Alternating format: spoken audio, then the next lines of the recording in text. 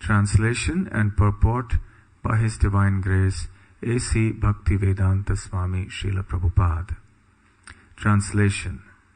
Thus the Lord brought the desired tree of devotional service to this earth and became its gardener. He sowed the seed and sprinkled upon it the water of His will. Purport. In many places, devotional service has been compared to a creeper. One has to sow the seed of the devotional creeper, Bhakti Lata, within the heart. As he regularly hears and chants, the seed will fructify and gradually grow into a mature plant, and then produce the fruit of devotional service, namely love of Godhead, which the gardener Malakar can then enjoy without impediments. Om Jnanatimirandhasya Jnananjana Shalakaya Chakshurun Melitam Yena Tasmai Shri Gurave Namaha Shri Chaitanya Manobhishtam Sthapitam Yena Bhutale Swayam Rupa Kada Mahyam Dadati Svapadantikam Vandeham Shri Guru Shri Yudapadakamalam Shri Gurun Vaishnavamscha Shri Rupam Sagrajatam Sahagana Raghunathanvitam Tam Sajivam Sadvaitam Savadhutam Parijana Sahitam Krishna Chaitanya Devam Shri Radha Krishna Padang Sahagana Lalita Shri Vishakhanvitamscha Nama Om Vishnu Padaya Krishna Presthaya Bhutale Srimate Bhakti Vedanta Swamin Niti Namine Namaste Saraswate Deve Gauravani Pracharine Nirvishesha Shunyavadi Paschatya Deshatarine Vancha Kalpatarubhyascha Kripa Sindhubhya Evacha Patitanam Pavanebhyo Vaishnavebhyo Namo Namaha. Jai Shri Krishna Chaitanya Prabhu Nityananda Shri Advaita Gadadhara Shiva Sadi Gaura Bhakta Vrinda Hare Krishna Krishna Krishna Hare Hare Hare Rama Rama Rama Hare Hare. Hare Krishna. So this is a very important chapter of the Sri Chaitanya Charitamrita. It is titled The Tree of Devotional Service. We'd like to thank you all for coming this morning for this Sunday Chaitanya Charitamrita class. Particularly, I'd like to welcome His Holiness Radha Raman Swami Maharaj, who has come from the holy land of Vrindavan to be with us for a few days. And hopefully we will hear from him tomorrow, one of these days, or more perhaps. In the verses preceding this section of verses that we read today, we have heard Srila Krishnadas Kaviraj Goswami soliciting the blessings and the mercy of the Lord and His devotees. And then he begins to describe the tree of devotional service, a very important concept for us to understand. And Kaviraj Goswami begins by taking shelter of Sri Krishna Chaitanya Mahaprabhu, Yastam Chaitanyam Ashraye. So that Sri Chaitanya Mahaprabhu I take shelter of. Which Sri Chaitanya Mahaprabhu? That Mahaprabhu who has become a Malakar. A Malakar means a gardener. He has Swayam personally become that gardener. And also he has become the tree. What kind of tree has he become? Taruhu. Taru means the tree. Krishna Prema Amara. Amara means eternal. Krishna Prem is love of Godhead. So he has himself become the tree of the love of Godhead. He has become the tree as well as the gardener. Data Bhokta Tat Phalanam. Data means that he is the giver of that tree. He is also the bhokta, the enjoyer of what? Tat phalanam, of the fruits of that tree of love of Godhead. So he's multitasking. Mahaprabhu is doing many roles. He has become the tree of devotional service. He is the giver of that tree. He is the enjoyer of the fruits of that tree. And he is also the gardener who tends to the growth of that tree. And then Mahaprabhu thinks, Ami Vishvambhara Namadhari. So I have got the name Vishvambhar. Vishvambhar means one who maintains the entire universe. Nama Sarthaka Kori. Nama Sarthaka hoy, and my name Vishvambhar will be fulfilled if I fill the entire universe with prema, Krishna prem, with love for myself. Otherwise, what is the use of my having the name Vishvambhar, one who maintains the universe? In other words, maintaining the universe according to Krishna is that he should fill the universe with love of Godhead. In other words, unless one maintains the soul, maintaining the body is of no use. It is futile. There are many living entities. Every living entity in the universe is maintaining its body. But real maintenance means to maintain the soul, which means to infuse the soul or the consciousness with love of Godhead, Krishna Prem. That is real maintenance. Otherwise it is of no value. Thinking in this way, Navadvipe arambhila phalodhyana karma. Ato chinta loila prabhu malakara dharma. So he accepted the dharma or the vocation of a gardener, the business of a gardener. And then Krishna became a gardener.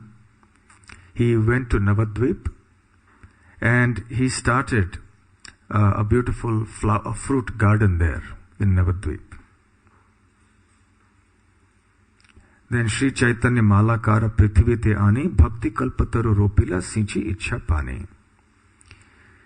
So when the Lord descended from the spiritual world into the material world on the earth planet, he brought this Bhakti Kalpataru with him, this desire tree of devotional service.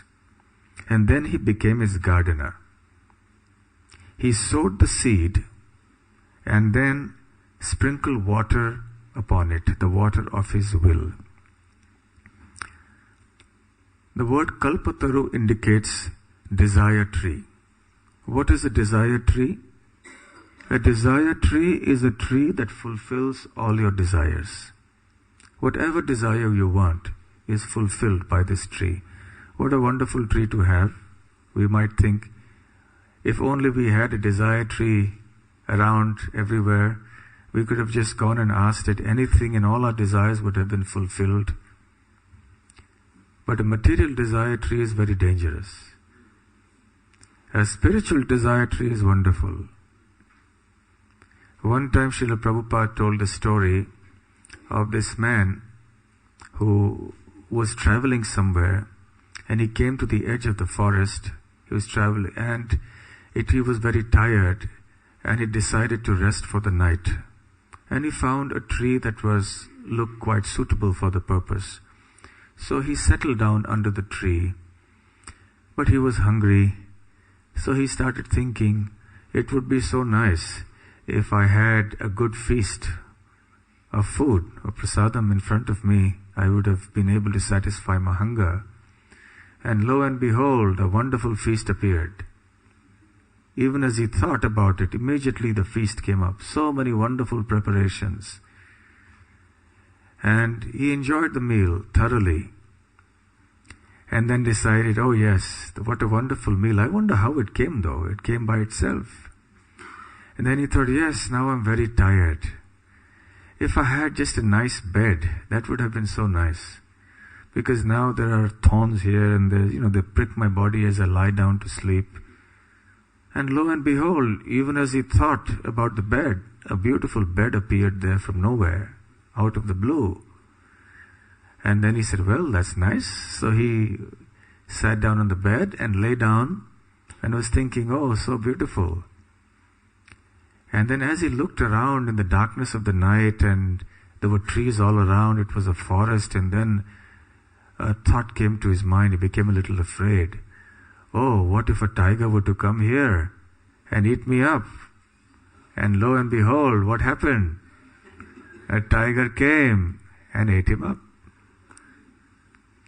So there he was under a desire tree, a material desire tree. So we can see being under a material desire tree can be very dangerous. So even when we come to Krishna and pray for the fulfillment of certain material desires, it's dangerous because Krishna might just fulfill it. And then that will not be very good for our spiritual life. So material desire trees are risky, not good for us. But spiritual desire trees, and specifically the desire tree of bhakti, bhakti kalpataru, that is excellent. That is something that we want. So Mahaprabhu has brought this bhakti kalpataru from the spiritual world, from Goloka Vrindavan here. In any case, everything here in this country is imported, right? You go to Tesco, the fruits are imported, the vegetables are imported, the grains are imported, everything is imported. So why not devotional service too? In India also people love imported things. If something has a stamp saying is imported, oh really, how much? I'm willing to pay a higher price for it. And this thing has been imported not from South America or the Middle East or anywhere else, from Mediterranean or something. It has been imported straight from Goloka Vrindavan, from the spiritual world. Golokira Premadhana Hari Nama Sankirtana. So this is the precious treasure of Goloka Vrindavan. This has been imported here into the material world on the earth planet. And it's available for every one of us.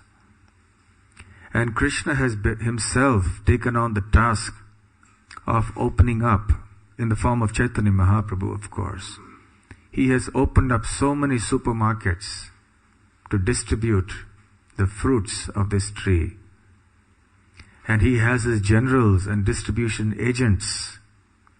And Srila Prabhupada was his chief Senapati, or the commander, or the main distribution agent, who went all over the world and planted the seeds of this tree in every country. Mahaprabhu wanted it in every town and village. Prithibite ache jata nagaradi gram, sharvatra prachar hoibe mor naam. So he had made a prophecy that in every city, town and village, my names will resound. So Srila Prabhupada fulfilled Sri Chaitanya Mahaprabhu's prophecy and became a gardener. So Krishna consciousness is all about becoming a gardener. So gardening is a very important skill for devotees. We have to understand this skill and try to practice it in our lives. Even physically, learning how to sow a seed and tend a plant and then get the flowers and offer them to Krishna, even literally, is a very important skill and a branch of knowledge for devotees. Imagine, what would Krishna consciousness be without flowers? Can you imagine? No flower garlands for the deities. You cannot offer flowers to the deities even. If you look at devotional history, even if you look at Krishna's pastimes in Vrindavan, it's all about flowers and things like that. The gopis are stringing garlands of flowers, they're plucking flowers. There's so many wonderful pastimes in Vrindavan with flowers. Yes, Maharaj? Maharaj is very, very well versed in so many pastimes in Vrindavan. He has been living there for decades.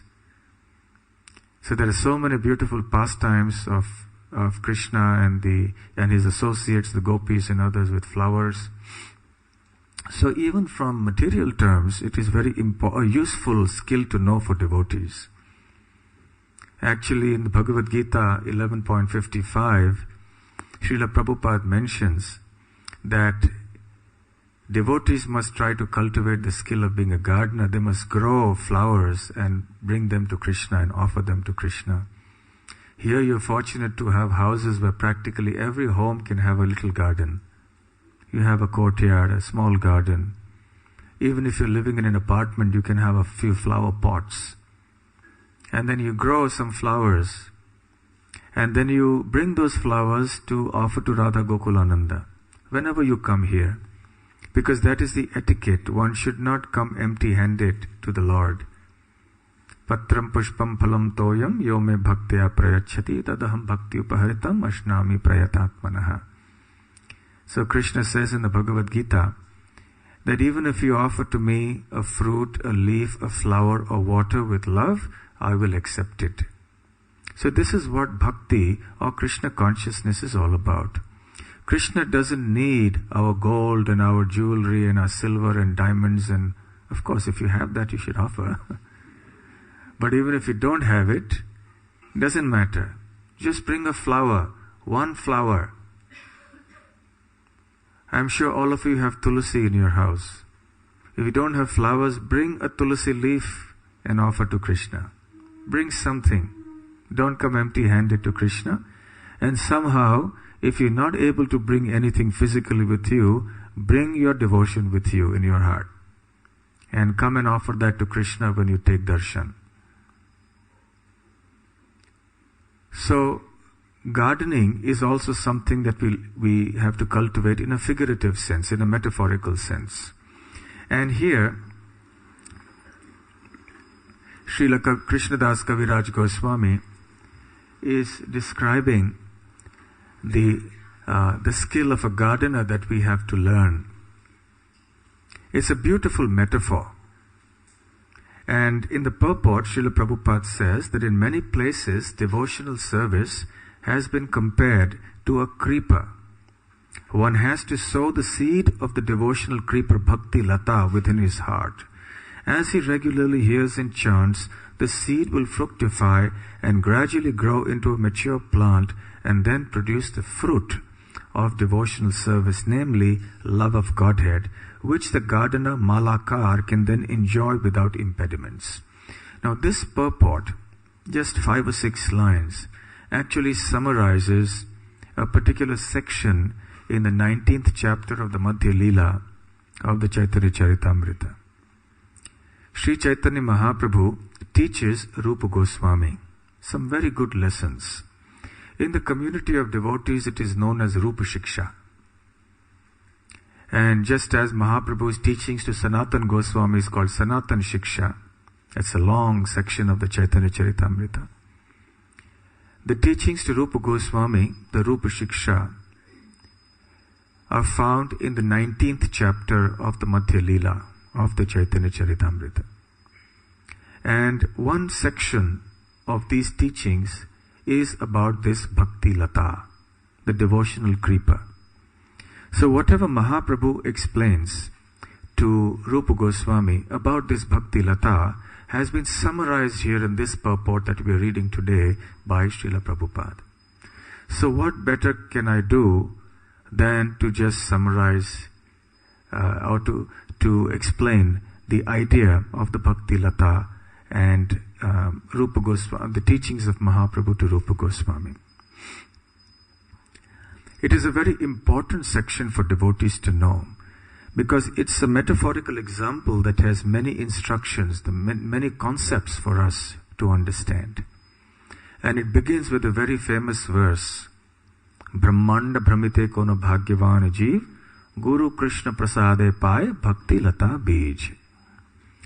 Mahaprabhu says to Rupa Goswami that after wandering through many species and many planets, some fortunate jiva, Kono Bhagyavan Jeev, gets the Bhakti Lata Bij.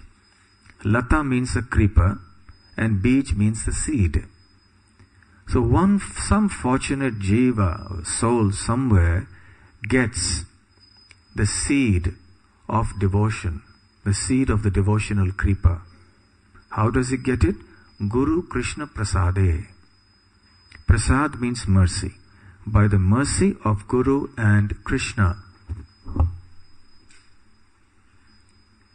And Srila Prabhupada gives a very instructive purport. Actually, I would invite or urge all the devotees to please read this section in the Sri Chaitanya Charitamrita. Teachings Sri Rupa Goswami. Even if you don't want to read the entire section, at least read the section of the Bhakti Lata. Text 151, for it stretches to about 15 or 16 verses. At least read this section if you can today. That will be wonderful. There is a saying in Sanskrit, a proverb, Shubhasya Shigram. When there's something nice to be done, why delay it? So might as well do it today.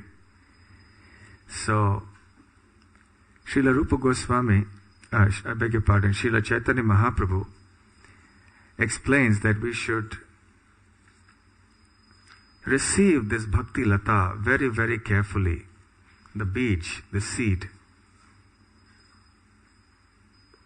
Prabhupada's purport, he explains that it is the duty of such a fortunate jiva to receive the seed and carefully place it within his heart. It is a very fortunate process because not everybody can receive the Bhakti Lata bij. How does that fortune come?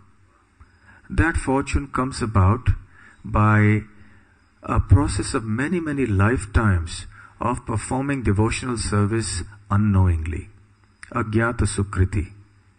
So when we go out into the streets, for example, chanting the holy names, or we distribute books, there are many people who may come in contact with devotees, or with the holy name, or with Krishna Prasadam, and so on. They don't know the significance or the value of these things. But nevertheless, they hear it, or they eat it, or receive it in some way. So this is called Agyata Sukriti. Unknowingly acquired devotional credits. And then it goes on over many, many lifetimes. And when the accumulation of such credit capital, this is the real credit capital, then in one particular lifetime, that person becomes fortunate enough to receive the association of devotees. Now all of us here sitting in this temple are fortunate enough. We are those Bhagyavan Jivas because we have got the association of devotees. We have come in contact with the process of devotional service. That means we must have been accumulating these devotional credits for we don't know how many lifetimes. Millions of lifetimes. So such an enormous fortune for us. So we should take it very, very seriously. And what is that good fortune? That good fortune is that Krishna recognizes that we are ready.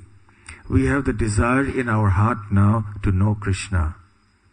So Krishna makes an arrangement for the jiva to come in contact with the devotees and specifically with the spiritual master, Srila Prabhupada says. So by the mercy of Krishna, one comes in contact with the devotees and the spiritual master.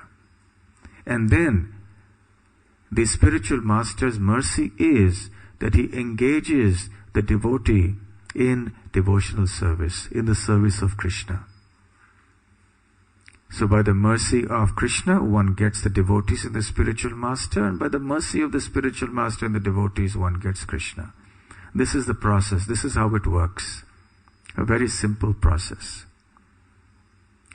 And then Mahaprabhu says, Mali hana kore sei bija aropana, Shravana kirtana jale karo ese chana. Mali hana kore sei bija aropana. So then it is a duty of that devotee who has received that Bhakti Lata bij, that seed of devotional service, to carefully sow that seed in his heart. He has to make sure that the seed is sown in fertile soil. Now, all of us know that a seed needs many things to grow. The seed itself must be potent. if you boil a seed or roast a seed, and then you try to plant it in the soil, even if the soil is very fertile, nothing's going to come out, because the seed has lost its fertility, its power to produce anything, its potency. But the seed here is very potent. It's the seed of Krishna consciousness that has come by the mercy of Krishna through the association of devotees. It's a very potent seed. However, if the seed is very potent, but the soil is not fertile, then also the seed will not be able to grow into a plant. For example, if you sow the seed on the sea beach in the sand, or you throw it on some rocks, will the seed grow into a plant? It won't. But if you plant it carefully in soil that is fertile, then it will start growing. But still, it needs tending. You don't just sow a seed and forget about it. You have to tend the plant. So Mahaprabhu says, Shravana Kirtana Jale Koroe Sechana. Just as we have to water a seed carefully, regularly, similarly, the seed of devotional service that we have planted within our heart has to be watered. The fertile soil of the heart means that the heart has to be receptive. We have to be eager to receive that Bhakti Lata Bij. If we are not receptive, then it's like planting the seed in soil that is not fertile.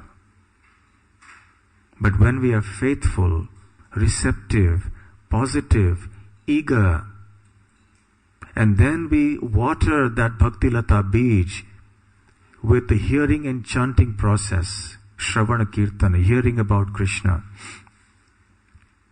then it will grow further. Srila Prabhupada in this excellent purport to this verse explains what this Bhakti Lata Bij actually is. The methods, rules and regulations of devotional service constitute the Bhakti Lata Bij. Such a simple explanation. I'm sure we've all heard about the concept of the seed of devotional service. But here is such a simple, succinct explanation of what that seed is. The methods, rules, and regulations of devotional service constitute the seed of devotional service. Prabhupada is so eloquent. Eloquence means that you express something completely, but in a very brief manner. What is that phrase? That eloquence is the brevity of wit or something like that. What is it? Brevity, what's that proverb about eloquence and brevity in English? Anyone knows? Smart Hari Prabhu. Brevity. So eloquence means that you are very brief and witty. So Srila Prabhupada has condensed everything so succinctly in these little sentences which are like sutras. And each sentence is something to think about. And then he says that every plan or every activity, a device, etc., needs some contemplation, needs a plan. So that contemplation of plan is a seed of that activity or that device. For example, now, you want to do something. You want to go somewhere to do something. So first of all, there is a plan in your mind. I want to go in to such and such a place, and I will go there by this route. I will take my car, but first of all, I have to get the car repaired, and I will do this, and I will do that. You have the plan worked out in your mind. So that is a seed. So similarly for devotional service also, there is a seed. Nothing happens without a seed. So when we follow the instructions that are given in the scriptures through the association of devotees and specifically through the spiritual master, then that seed is properly received in the heart. Srila Prabhupada also mentions in that purport that it is at the time of initiation that the seed is formally transferred from the spiritual master to the disciple. When the spiritual master says, okay, henceforth you will take a vow to follow these regulative principles, you will chant at least 16 rounds of the Mahamantra every day, and so on. Of course, prior to the process of formal initiation is the shiksha, or the instruction. So more important than the formality of the external ritual of the initiation is the acceptance of the shiksha, or the instructions. Without the shiksha, the diksha becomes meaningless. If one just gets formally initiated but doesn't follow any rules and regulations, then what is the use of such initiation? So if one is following the instructions, that is actually the acceptance of the seed of devotional service. And the primary instruction is that we have to hear and chant about Krishna. Srila Prabhupada says that the repetition of the instructions of the spiritual master constitutes Shravan Kirtan, hearing and chanting. So we are told by the spiritual master, you should chant Hare Krishna Mahamantra every day, at least minimum 16 rounds. You should hear and chant the Srimad Bhagavatam. You should read Bhagavad Gita, and so on. So these instructions are to be followed by the disciple. And when the disciple follows these instructions, then he or she is watering the seed of devotional service. I'm explaining this in brief because of time constraints, of course. And I would really urge you to read this section because it is so important for all of us. And every line of these verses and purports is very beautiful. Upajiya bade lata brahmanda bhedi jai, biraja brahma loka bhedi paravyoma pai. Upajiya bade lata brahmanda bhedi jai. And as the disciple faithfully waters that Bhakti Lata Bij with the water of Shravana Kirtan, hearing and chanting, then the creeper luxuriantly grows. And it grows very quickly. And not only does it penetrate the atmosphere of the earth, but it crosses that atmosphere, crosses the higher planets of the universe, goes beyond Brahma's abode, penetrates the coverings of the universe, enters into the Brahma Jyoti, and comes into the Viraja, the causal ocean, beyond this material world. Srila Prabhupada mentions in the purport the meaning of the term Viraja, the causal ocean, sometimes also said to be a river, between the material world and the spiritual world. The prefix Vi comes from Vigata. Vigata means that which is without, devoid of. And Rajas refers here to the influence of the material world. So Vigata Rajas, so you get Vi from that and Rajas, so Viraja, because feminine, so Viraja. So that means that place where there is no longer any influence of the material world. But we haven't yet positively got the real influence of the spiritual world either. So in the Viraja, there is no birth, death, old age, disease. There is no influence of the three modes of material nature. But there is no Krishna Prem yet. So the positive aspect of the spiritual world we haven't received yet. So Mahaprabhu mentions here that this Bhakti Lata grows and crosses the coverings of the universe, Viraja Brahmaloka Bhedi Paravyoma Pai. And it crosses the Viraja, crosses all the Vaikuntha planets and reaches the Goloka Vrindavana planet. Tope jaye tadupari Goloka Vrindavana Krishna Charana Kalpa Vrikshe Kore Arohana. Having crossed all the Vaikuntha planets, just look at this wonderful picture here, this painting. And where you see Mahavishnu at the bottom right-hand corner is our material world. So, sitting here in London, when you water your devotional creeper, that devotional creeper invisibly and miraculously, inconceivably grows from your heart. And it grows out. Of course, we can't see it. And it's invisible. It's not like any material plant that grows out. Just to share a little joke, when I was a little boy, I swallowed a seed one time, and my elder sister would always threaten me that, look, now you'll have a plant coming out of your mouth. And I used to be terrified, and every morning I would open my mouth in the mirror and see whether there was a plant coming out. So anyway, we needn't fear this kind of thing with this plant.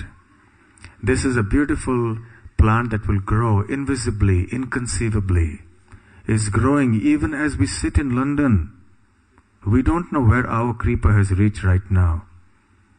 It's probably crossed the heavenly planets, going beyond. So just trace it out, follow that path from there. It goes through, you can see all the other Vaikuntha planets all around in the Paravyoma, in the spiritual world. The 400 Narayan forms of the Lord are seated there. So the Bhakti Lata moves. It doesn't need any material fuel. Srila Prabhupada says, it doesn't need any material shelter. Because a devotional creeper, being spiritual energy, rests only upon spirit, not upon matter. And Prabhupada gives a purport to that and says that this means that devotional service cannot be applied to anything material. It applies only to Krishna, which means that you can't say that I'm doing bhakti for some demigod, or I'm doing bhakti for my society, my community, my country.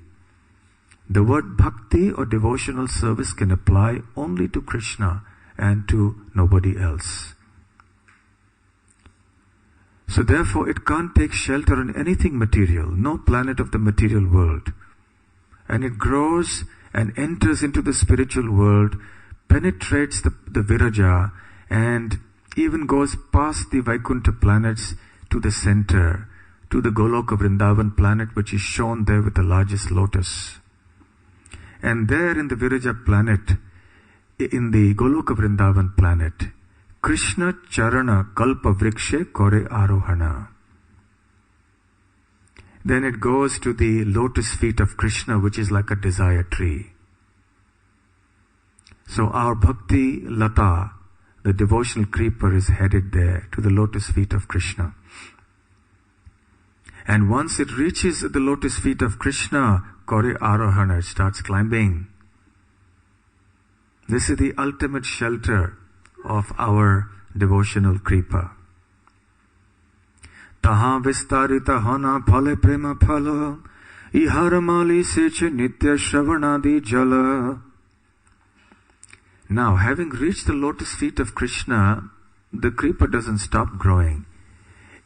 It luxuriantly again continues to expand and grow. And as it grows at the lotus feet of Krishna, it produces a very delicious fruit. What is that fruit called? Avocado or mango? What is that fruit? Anyone? Krishna Prema. You don't get it in Tesco, but you will get it here in Radha Gokulananda temple. So this is the fruit of Krishna Prema. This fruit, it sprouts, and it's there at the lotus feet of Krishna. And even though our devotional creeper has reached the lotus feet of Krishna in Goloka Vrindavan, Mahaprabhu offers a word of caution. The watering process must go on. And Srila Prabhupada says, even if a devotee becomes very exalted, if he ceases to water the devotional creeper, then he will commit an offense and fall down from devotional service. So even though our creeper may have reached the lotus feet of Krishna, and even though it may have produced the fruit of love of Godhead, the hearing and chanting process must never be given up. So whether we are neophytes or whether we are very, very advanced devotees, the hearing and chanting process must go on. And this is fundamentally a very important point. Those who are in other spiritual processes like jnana or karma or so on, they may also utilize the process of bhakti. The impersonalists, for example, may also use the process of kirtan and japa. They also worship the deity. But their understanding of the holy name and of the deities is mistaken. They don't understand the absolute nature of the holy name and the deity. And they use them rather as stepping stones, as a means to an end. And when they think that they have been liberated, then they dispense with the holy name, the deity, and so on. But in devotional service, it's not like that. The process of hearing and chanting is the means and also the end. In other words, there is never a time when a devotee will stop hearing and chanting about Krishna. Even after reaching Goloka Vrindavan, the hearing and chanting process will continue. So sitting here in London, our devotional creeper has grown and reached the lotus feet of Krishna in Goloka Vrindavan. It has produced the fruit of Krishna Prem. And we continue to hear and chant about Krishna. We never stop that. But then Mahaprabhu cautions, Yadi Vaishnava Paradha Uthe Hati Mata Upadeva Chinde Tara Shukhi Jai Pata. If, however, the devotee commits an offense at the lotus feet of a Vaishnava, then that devotional creeper will dry up. Shukhi Jai Pata, its leaves and so on will dry up. One will lose taste for Krishna consciousness. The quickest way to lose taste in Krishna consciousness, there are many ways, but the fastest way to lose taste for Krishna consciousness is to offend a devotee. So one has to be very careful. It's called the mad elephant offense, Hati Mata. So then Mahaprabhu cautions and Srila Prabhupada elaborates on this in the purport. So one must always protect oneself. One should protect one's devotional creeper. How should one protect it? Tate male jatna kori kore avarana aparadha hastira jaiche nahoye udgama. The gardener must defend the creeper by fencing it all around so that the powerful elephant of offenses may not enter. So what is the process of fencing? We see here in the gardens of the Bhaktivedanta Manor, the newly planted trees all have fences. Have you noticed that? So our devotees who are doing the gardening seva are doing a good job. They're protecting the plants very nicely, because here we have many types of wildlife that come in. You have the geese and ducks and hedgehogs and various other animals and birds that come in, and they may destroy the fledgling plant, the tender plant. So it needs to be covered by a fence. So similarly, the devotional creeper that's growing in our heart also needs to be fenced. What is that fence? Any guesses? What is the fence with which we should cover our devotion? Oh, you're cheating. You don't look into them. Looking into the iPhone. So without looking into that, can you tell me which is that fence? Say that again? Absolutely. Maybe one Mahaprasad switch should go there. The association of pure devotees especially. We should never give up the association of devotees of the Lord. At any cost. we should continue association, because if we don't associate with devotees, we will necessarily associate with non-devotees. Prabhupada says in the purport, man is a social animal. We need association. If we do not associate with devotees, then we will associate with non-devotees. And in the association of non-devotees, we will offend the devotees. How is that? We will give up the instructions that we have received from the devotees. And Srila Prabhupada makes some interesting comment here. I want to read a sentence or two from the purport. Quote, even if one thinks that there are many pseudo-devotees or non-devotees in the Krishna consciousness society, still one should stick to the society. If one thinks the society's members are not pure devotees, one can keep direct company with the spiritual master, and if there is any doubt, one should consult the spiritual master. In other words, even if one thinks, one shouldn't think like that, but even for some reason, if one thinks like that, one should still not give up the association of devotees. One should continue to associate with devotees, because that is a fence that will protect our devotional creeper. And then Sri Chaitanya Mahaprabhu goes on to say, Kintu jodi latar shange uthe upashakha, bhukti mukti pancha jato ashankha taro lekha. Sometimes unwanted creepers, such as the creepers of desires for material enjoyment and liberation from the material world, grow along with the creeper of devotional service. The varieties of such unwanted creepers are unlimited. Now, anyone who has done gardening knows, or agriculture, that along with the plant, the seed that you sow, or the plant that grows therefrom, there are many other weeds that may grow. And the weeds usually suffocate the main plant. So you have to pull out the weeds. It's called de-weeding. Any gardeners here? Anyone doing gardening seva? Whether at home or here? Yes? So you have to do de-weeding. Yes? You have to take out the weeds. Yes? That's a very important thing. And what happens if you don't take out the weeds? Yes, they extract the minerals and the nutrition from the soil, and the main plant is deprived of that nutrition. You see, the weeds are like bullies. They don't let you. There's some, the children in school, there's some food is prasadam. The bullies will edge out the other kids and they will grab the prasadam for themselves. So the weeds are like that. They bully the main plant and they get all the nutrition, and the main plant can't get any nutrition.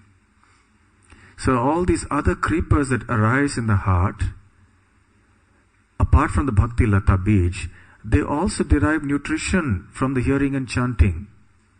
Srila Prabhupada explains that the Bhakti Lata Bij is only one type of bij or seed that is there in our heart. Because of many years of association with the material world, we have many other seeds in our heart too. We have the karma bija, the jnana bija, the seeds of material desires, many varieties of material desires. So within our heart we have many, many seeds. And the seed of devotional service is only one. And now we are trying to nourish that one seed by watering it with the process of hearing and chanting, but incidentally, these other seeds also derive nourishment from this nutrition. So they also start growing. And then they suffocate the real plant of Bhakti Lata. And then what happens is, because they resemble the main plant, if you're not an experienced gardener, you don't know which are the weeds and which is the main plant. So similarly, as these weeds start growing, we don't realize which is the devotional creeper and which is not. So Mahaprabhu says, the experienced gardener must be pulled out. The experienced gardener will pull out these unwanted creepers. But you must know which are the unwanted and which is the Bhakti Lata. You shouldn't pull out the Bhakti Lata and leave the weeds in the heart. So you must distinguish. So what are some of these non-devotional creepers that are in the heart? I'll just read the translation to save time. Some unnecessary creepers growing within the Bhakti creeper are the creepers of behavior unacceptable for those trying to attain perfection, like violation of the 4 regulative principles, for example. Diplomatic behavior, that means duplicitous behavior. Animal killing, mundane profiteering, mundane adoration, and mundane importance. All these are unwanted creepers. If one does not distinguish between the Bhakti Lata creeper and the other creepers, the sprinkling of water is misused because the other creepers are nourished while the Bhakti Lata creeper is curtailed. As soon as an intelligent devotee sees an unwanted creeper growing beside the original creeper, he must cut it down instantly. Then the real creeper, the Bhakti Lata, grows nicely, returns home, back to Godhead, and seeks shelter under the lotus feet of Krishna. When the fruit of devotional service becomes ripe and falls down, the gardener tastes the fruit and thus takes advantage of the creeper and reaches the desired tree of the lotus feet of Krishna in Goloka Vrindavan. There the devotee serves the lotus feet of Krishna, which are compared to a wish-fulfilling tree. With great bliss, he tastes the juice of the fruit of love and becomes eternally happy. To taste the fruit of devotional service in Goloka Vrindavan is the highest perfection of life. Shri Shri Radha Gokulananda ki jai. Bhakti Lata devotional creeper ki jai. Hare Krishna. Any comments or questions? Maharaj, any comments you would like to make? Yes, Uttam Shlok Prabhu. Thank you, Maharaj. It's very important. Can you say more about the process of pulling out the weeds? Yeah, actually for shortage of time I didn't dwell upon it. Actually this is the topic for a complete seminar of many hours. Of course the primary weeds are mentioned here. Bhukti, Mukti are the two primary weeds. Bhukti means material enjoyment. Mukti means the desire for liberation, especially impersonal liberation. So the moment you have these desires, then the seeds for these desires are there in the heart from so many lives. They will also start growing. So we have to be cautious that we do not fall prey to these things. And nishiddhachar, behavior that is unacceptable for a devotee, say for example the violation of the 4 regulative principles. So we avoid doing these things. So pulling out of the devotional creeper means avoidance of these things. Kutinati. Kutinati is duplicitous behavior. You say one thing, you do another thing, you think a third thing. See? Not being straightforward. This is kutinati, duplicitous behavior. Then there is also puja, labh, pratishtha. Puja means material profiteering. Puja means mundane adoration. Labh means mundane profiteering. Pratishtha means, mundane distinction. You want name, fame in this world. So when we get into devotional service, we may find, well, I have so many facilities at my disposal. Or when we think, well, now people are calling me, Prabhuji or Maharaj or whatever it is. And before I became a devotee, nobody called me these titles. And now people respect me. And we may start thinking that getting respect is actually my right as a devotee. And well, I'm becoming senior. After all, I'm senior to the other devotee, and therefore that devotee should respect me. So I start expecting it as a matter of right. And I think that is devotional service. Then that is what I need. Then that is what it's all about. That you become senior and then you're respected, and then so that's the devotional, the non-devotional creeper, the weeds. When I start thinking of the respect that I deserve from others as my right, so then immediately the vigilant devotee has to think, oh, what am I thinking? No, that's not right. I shouldn't be demanding respect from anybody. That is not Krishna consciousness. Respect may come, but it's not I shouldn't consider it my due. I have to be very careful. So a devotee has to be introspective and honest to see when these weeds are growing in the heart and learn to pull them out like that by judicious discrimination. Okay, so these are just a few points. But there are many instructive purports here. Srila Bhakti Siddhanta Saraswati Thakur's purports also have been quoted by Prabhupada here.